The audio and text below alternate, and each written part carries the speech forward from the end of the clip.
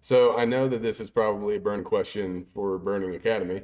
Are you ever going to go back on stage? Yes. So I actually want to start getting ready in September for a January show that'll happen where I'm at. So it'll be the same show that I won in 2018. And because I didn't renew my pro card in 2020 because there was so much going on, there weren't really any shows happening. And it just kind of was pointless for me to renew because I wasn't going to compete. So now I have to start all over again, and I've got to start from the bottom and work my way up to become a pro. So I'm going to redo the show that I did and won so that I can get the pro card and then start competing for money again. So that's actually out of my depth when it comes to all that. What's the process of like if somebody wanted to become a bodybuilder, what would be the process of like obtaining the elusive pro card and actually finding a competition to actually go to near them and all that? Yeah, so you really want to find an organization that is going to work for you. And for me, it was OCB because OCB was in the city, came to the city that I was in, and I wanted to stick my foot in and just try to, you know, see where I was in my physique. And eventually I wound up in my first show winning it outright and becoming a pro that day because when you win overall completely, then you become a pro in Naturals OCB. So OCB is just a Naturals organization. They drug test you immediately once you get off stage. Like when they say you won, they give you the trophy, and then as you're walking backstage, they grab your hand and take you to the bathroom to go ahead and take a piss test. Here, go piss in this cup, Literally, or we're taking this literally. trophy back. Yeah, I was like, "Wait, wait, wait, can I go grab my phone real quick?" And they're like, "Technically, you're not allowed to do that, but I'm looking at you. Go get your phone and come back because they don't want you to grab, like, fake pee and come, into that, I you got know." you. Were you expecting So that, or did they kind of bombard you and surprise you with that?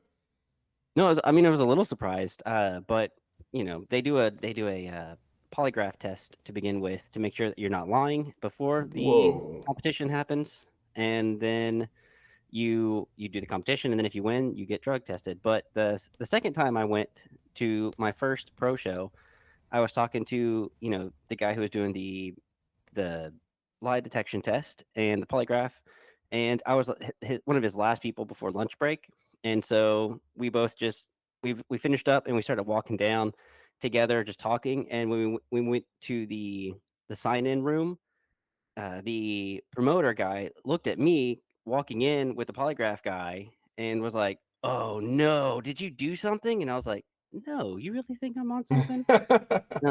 And so yeah, Fraternizing they're with the kind of enemy. yeah, they were like, "Oh no, did you fail the polygraph?" And I was like, "Nah, he's just coming for lunch." So yeah, it's a very fun thing, but in order to really find what you want to do, you just have to I would suggest finding a posing coach for sure. That should be one of the first things you do, probably even 5 months out before you even get onto the stage, because you've gotta get your poses down, you've gotta get your routine down, and you've gotta make sure that your muscle mind connection is pretty on point, because if it's not, and you're up there looking like an idiot because you don't know how to pose, then it's gonna show, and if it doesn't look natural, then they're not gonna look at you, um like a pro in a way. So I wanna make sure that if you're going up there, you need to know what you're doing. I've seen a few bodybuilding competitions, and they always do some really cool choreographing. What's been your approach to the choreographing and like the music choice and all that? So for an amateur show, you don't have to do anything to music, but for your pro show that they want you to, at least for OCB. So, and with men's physique, it was a little weird because I know for um, what is it? For not 212. Oh my goodness. And it's not bodybuilding.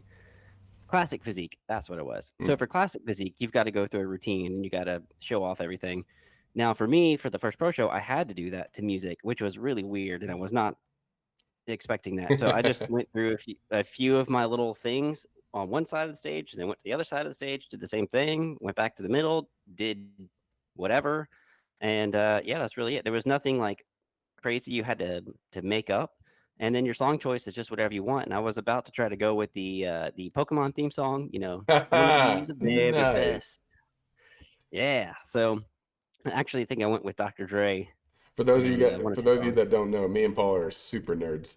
Oh Like yeah, mega nerds. I am all about that Dragon Ball Z, Star Wars, all that good stuff. Oh But yeah. yeah, it's a fun thing to do.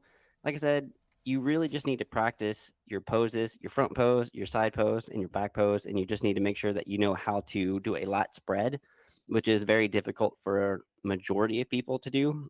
It once you pick it up though, it becomes natural. Yeah. But yeah, that's something you got to really start practicing. And vacuums, if you can start doing those, that's very highly recommended. How would someone go to look up how to pose and all that? Really, I would get someone in person Hmm. because if you find someone on YouTube or anything like that, it's easy to kind of see their routine, what they're doing, and kind of hear what they're talking about. But to apply it and to have someone rearrange your body or like touch you to shift maybe something here and there and give you a true idea of what to do, that is recommended. But, this is what I did. I went online and I looked at, Ryan Terry and Jeremy Buendia and a whole bunch of other men's physique competitors and just saw what they did, how they posed, saw what I liked, and then mimicked it. And then in the coaching sessions of my posing coaching sessions, I basically did what they did. And then the guy tweaked it a little bit or said, here's something you need to do. And then holding a pose for like 30 seconds it, to make sure that you've got it down is what we did a lot of because, you're up there for even 8 to 10 minutes, maybe 12 minutes going through poses while they're judging you. And if you start to get too tired in the middle of that and you start slacking off, then you're going to start moving out to the edges to like fourth, fifth, sixth place instead of being in the middle where you want to be. That must So be yeah, exhausting being on stage and posing the entire time. yeah, because people are sweating their nuts off and they're sweating their tan off, and you just see everybody like just Sweating their tan off. drenched. Yeah. You see people with like sweat marks coming all the way down. They got to redo their tan and stuff. But you're flexing for like 15, 20 minutes nonstop. And so you're also in the heat of lights. So you really gotta make sure you know what you're doing. I know we're kind of getting in the weeds over here about the bodybuilding. This is interesting. What would you say that your 2 week prep towards getting on stage was, and is there any modifications that you would make for this future show? Yeah, so I did my first two shows without a actual coach, like a coach for food, diet, and for my workouts. I only had a posing coach. So I did all my workouts and I did all my nutrition for it. And if there's something I could do differently, it would be to get a coach to help me more with nutrition and leading up to that week of the competition because some coaches like to do the dehydration method, which is what I did, and some people don't. And then, you're cutting out your carbs until that day, and then your protein intake that day has to be on point. Your carbs have to be on point because the vascularity from the carbs kind of help.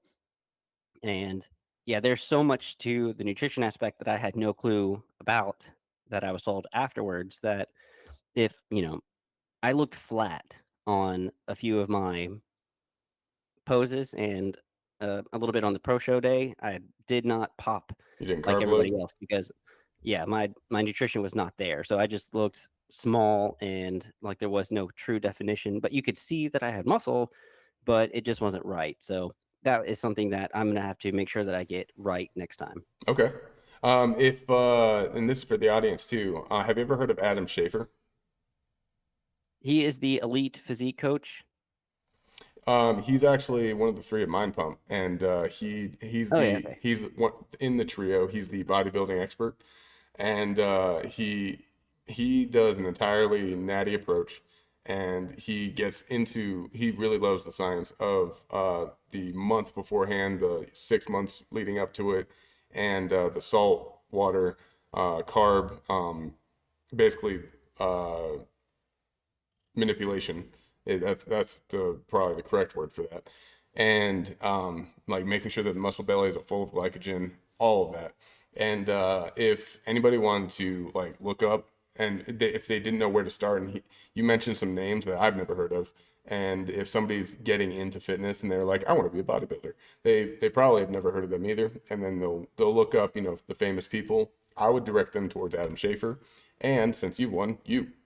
So, Yeah, yeah, uh, yeah. definitely, I'm looking forward to hearing more about the prep towards this new stage, and especially on the podcast, and kind of like keep tabs with you on your journey towards this. Do you know when it's going to be?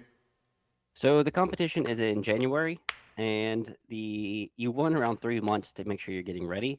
So truly, like, let's see, October, November, December, but then it sometimes it's either mid January, early January, or just late January. Last time I think it was on my birthday, so Hmm, kind of more late January. So I think if as long as I'm getting set by October to get started, and then I should be good. But I'm probably going to start a month early just to make sure that I I'm doing it right. And so the holidays are going to be really tough because I'm not going to be able to eat and splurge. I'm going to have to make sure that I'm, being diligent with what I eat and getting ready for that peak week to compete. Yeah.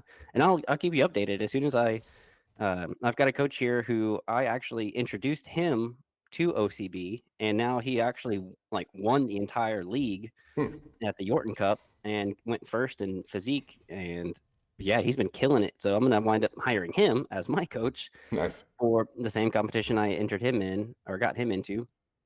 And yeah, is going to be very interesting to finally have someone because I've never had a coach for working out or nutrition, just posing. So I, it'll be I, very interesting. I'd be interested in the conversations you guys have because I think trainers are the worst clients.